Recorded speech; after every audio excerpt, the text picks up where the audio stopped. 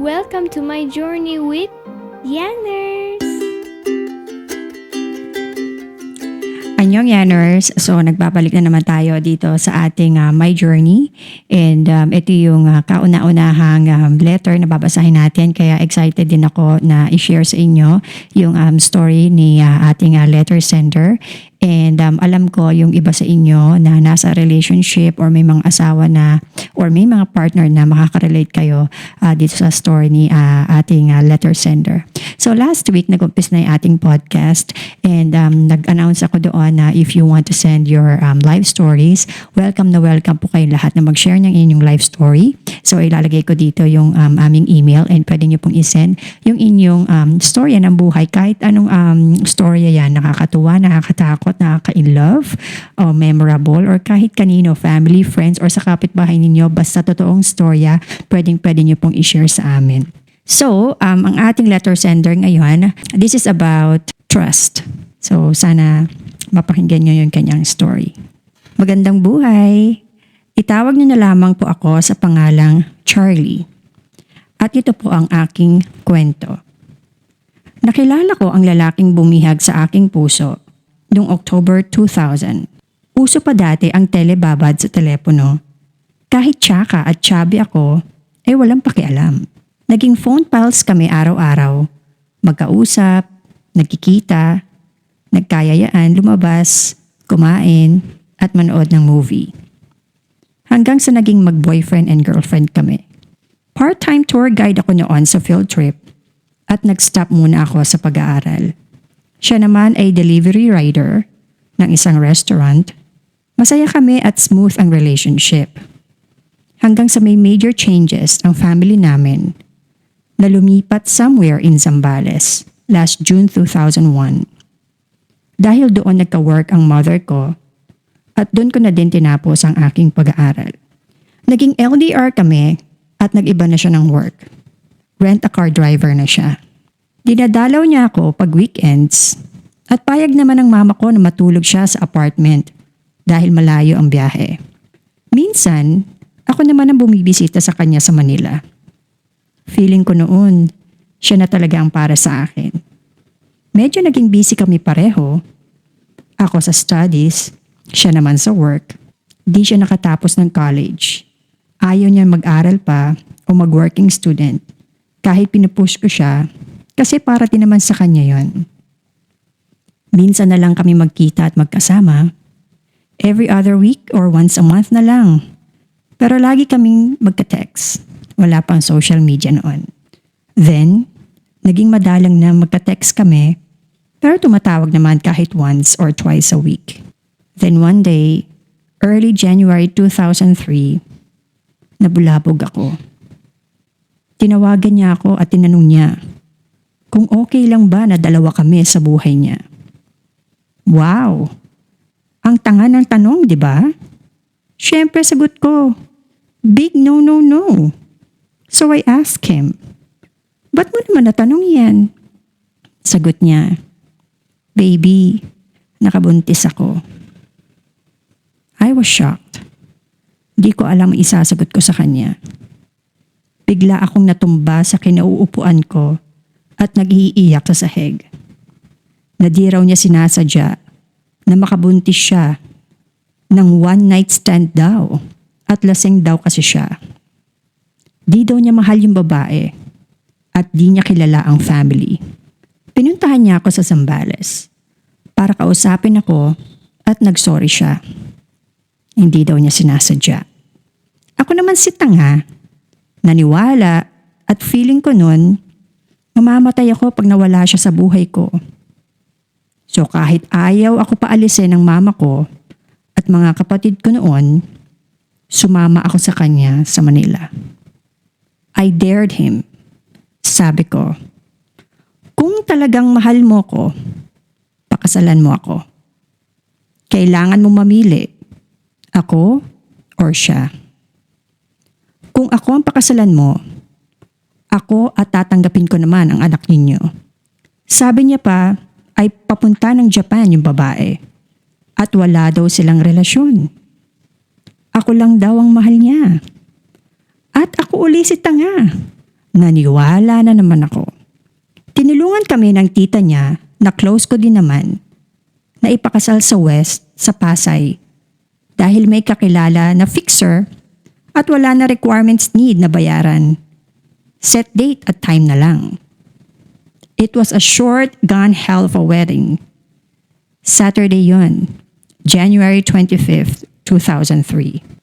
Para siyang hilong turumpo na palakad-lakad sa apartment nila at nagagalit na wala daw siyang susuotin na pants. I know that he was hesitant. Half-hearted, I guessed. Tahimik lang ako at nag-iintay. Sabi ko uli, kung mahal mo ko, papakasalan mo ko. Kung wala kang feelings sa nabuntis mo, hindi ka magdadalawang isip na pakasalan ako. Sagot niya, oo naman. Pero alam ko, hati ang puso at isip niya. Ako naman si tanga, pinaniwala na naman ang sarili na mahal niya akong talaga. Napakatanga ko, di ba? Maling-mali. Akala ko sapat na sa lahat ang pagmamahal. Hindi pala. Ayun na nga, we are legally married. But emotionally, psychologically, and spiritually, we're not. Ako lang ang nag-commit sa kanya actually. Ako ay 24 noon at siya naman ay 26 nung ikasal ng January 2003. Sinabi niya sa nabuntis niya na kinasal na siya, pero tuloy siya sa pag-support ng magiging anak nila. Ngunit noong May 2003, pagkapanganak ng girl sa premature baby boy nila, after a week, ay namatay ang baby dahil napasukan ng milk ang lungs nito. I felt so guilty na dahil sa akin nawala ang baby nila.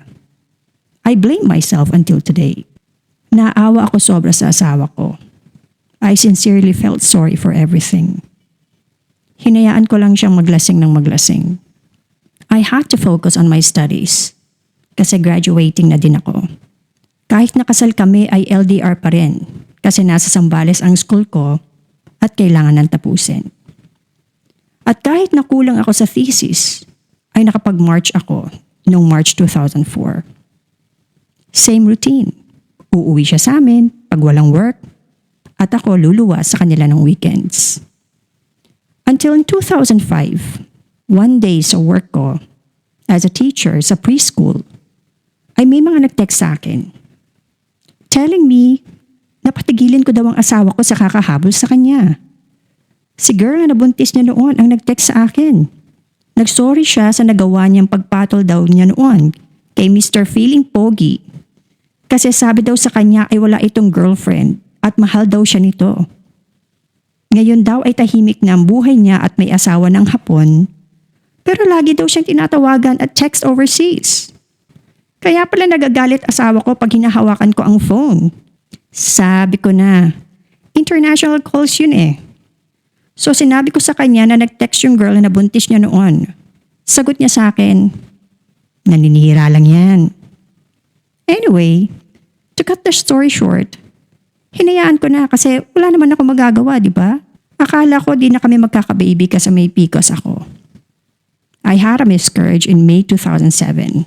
Nung nag-work na ako sa isang call center, at di ko alam na buntis pala ako noon kasi irregular ako minsan, magka-period. Pero yun, 2 times ng April, may light period ako hanggang sa super bleeding ako ng May. Sobrang na-down ako noon. Pero kailangan tuloy ang buhay. Ako lang kasi ang breadwinner noon. Dahil nagka-TB yung asawa ko, he had to rest at home for 6 months. Tuloy-tuloy na gamutan. After niya maggamot, ay nag-work na uli siya. Same rent-a-car, pero pag on-call na lang. Then one day in April 2010, delayed ako.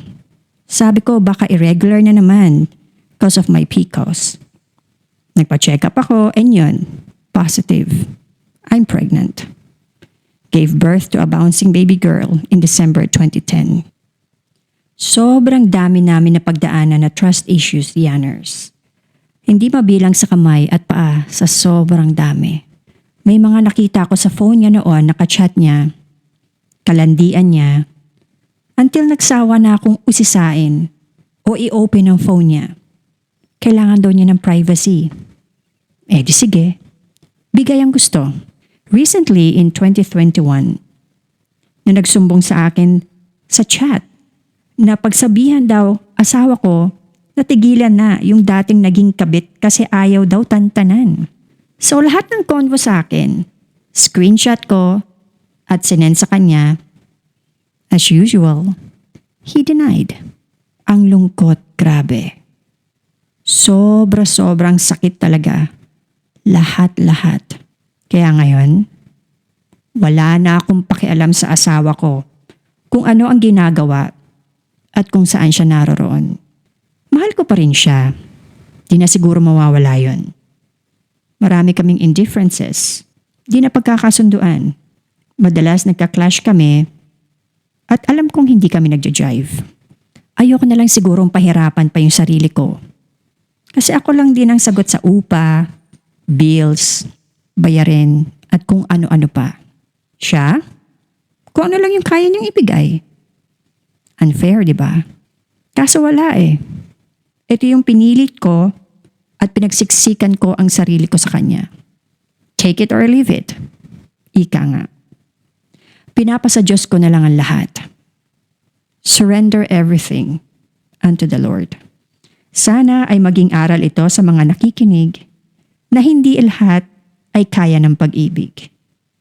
And when trust is broken, one can never trust again. Sana ay may napulot po kayong aral sa aking kwento. Sincerely, Charlie. So, alam ko yung iba sa inyo nakaka-relate sa story ni Charlie, lalo na kung halos ganito yung nangyayari sa inyong relationship. So, masisisi ba natin si Charlie kung bakit pinagsiksikan niya yung sarili niya or pinilit niya yung sarili niya sa isang tao na sa umpisa pa lang mali na? For me, hindi naman. Kasi kapag talaga tayo ang nagmamahal, hindi natin alam kung ano yung tama at mali. Totoo yan. Kapag sobra kang nagmamahal sa isang tao, nakakagawa ka ng isang bagay na hindi mo alam na mali na pala yun. Na kahit sabihin ng mga taong nakapaligid sa'yo na huwag mong gawin yan, mali yan. Ikaw wala kang nadidinig kasi nagmamahal ka eh. Marirealize na lang natin na mali pala yung naging desisyon natin sa bandang huli. And wala naman na tayong magagawa. Sa isang relationship, ang pinakamasakit na nangyari dyan, yung hindi kayang suklian ng isang tao, yung pagmamahal na binibigay mo sa kanya. Yung siya yung pinili mo, pero hindi ikaw ang pinili. Yun bang nauubos ka na dahil sa sobrang pagmamahal mo na sa kanya, pero hindi niya pinupunan yun ng pagmamahal sa'yo. And yung sa umpisa, akala nyo masaya kayong dalawa. Pero sa iba pala siya nagkaroon ng happy ending. Yun ang pinakamasakit sa isang relationship. Yung nangyari kay Charlie, siguro lesson na sa kanya yon na sa susunod na magkakaroon siguro siya ng relasyon. But anyway, nasa relasyon naman siya ngayon. Pero kung sakasakali na kung meron pang susunod siya na mamahalin, tingin ko magiging wise ka na sa susunod. Kasi tayo sa umpisa, normal lang naman na magkamali tayo ng mga desisyon natin sa buhay. Walang sisihan dyan, no? Kasi nga, umpisa, bago, hindi natin alam, nangangapa tayo. Pero siguro, kapag nangyari ulit yan sa susunod, ikaw na ang sisisihin. Dahil, nangyari na yan sa una. Huwag mo nang gawin sa pangalawa. Kailangan siguro maging wais na tayo sa pagpili ng taong mamahalin natin sa susunod. Meron akong tinugtog na kanta, parang medyo hawig siya. Yung lyrics noon, medyo hawig siya dito sa story ni Charlie na I know him so well. So may lyrics doon na learn about the man before I fell. So kailangan talaga pag-aralan muna natin or tingnan natin, usisain natin mabuti kung ano ba tong karakter ng taong mamahalin natin. Pero paano nga natin siya mauusisa? Paano natin aalamin? Ang hirap. Yun ang pinakamahirap. Kasi kahit na nakasama na natin, sa umpisa hindi mo malalaman na ganun yung ugali niya eh. Pero bandang huli, doon na lumalabas lahat. So, malalaman ba natin kung ano yung character ng yung taong mamahalin natin? Mahirap yan. So, ang pagmamahal, parang sugal talaga yan. Panalo, talo. Maswerte, merong hindi. No? So, kay Charlie, sana tatagal mo pa yung loob mo, no? And hindi ka nag-iisa sa ganyang klaseng relasyon. And you have to be proud of yourself kasi sa lahat ng napagdaanan mo and here you are, nakakaya mo lahat na hindi ka nag-give up. Na-learn mo na yung art of deadma. Yung sinasabi nila, no? The art of deadma na kahit anong gawin na ng asawa mo, bahala ka sa buhay mo. So, doon pa lang, saludo na kami sa'yo kasi hindi ganun kadali yung deadma ng mga bagay-bagay na nakikita mo sa paligid mo doon sa isang taong mahal na mahal mo, no? Napakahirap niyan pero ikaw nagawa mo yan. And sana dumating yung araw na maisip ng asawa mo na you are worth it. Na dapat ikaw yung babae na hindi pinapakawalan dahil pinili mo siya despite of heartaches na nalaman mo sa kanya, nakabuntis siya, na mababae siya, may mga ibang gusto siya kahit nandyan ka. Pero nandyan ka pa rin para sa kanya. Sana one day, ma-realize ng asawa mo yan. Pray lang tayo. I believe in prayers talaga. Na kung taimtim talaga tayo magdadasal, miracles happen. Pero, kung talagang wala na talagang pagbabago, sana alagaan mo yung sarili mo. Sana this time, ikaw naman, pagtuunan mo ng pansin yung sarili mo next time. Dahil mawala man lahat sa atin, sarili lang natin ang matitira. Basta buo tayo, we will survive. So salamat Charlie sa iyong story. Natutuwa ako kasi sa mga story ninyo, nakakuha din ako ng lesson and na-apply ko yan sa daily life ko. Kaya maraming salamat sa pag-send ng stories. And kung gusto nyo again, mag-send ng inyong life story, ilalagay ko dito yung aming email. Pwede po kayo mag-share kahit na anong story. Nakakatawa, nakakatakot, nakakalungkot, relationship, family, or friends. Kahit ano pa yan, basta totoong storya ninyo. So yun lang yung ating podcast today. And always remember, life is a journey.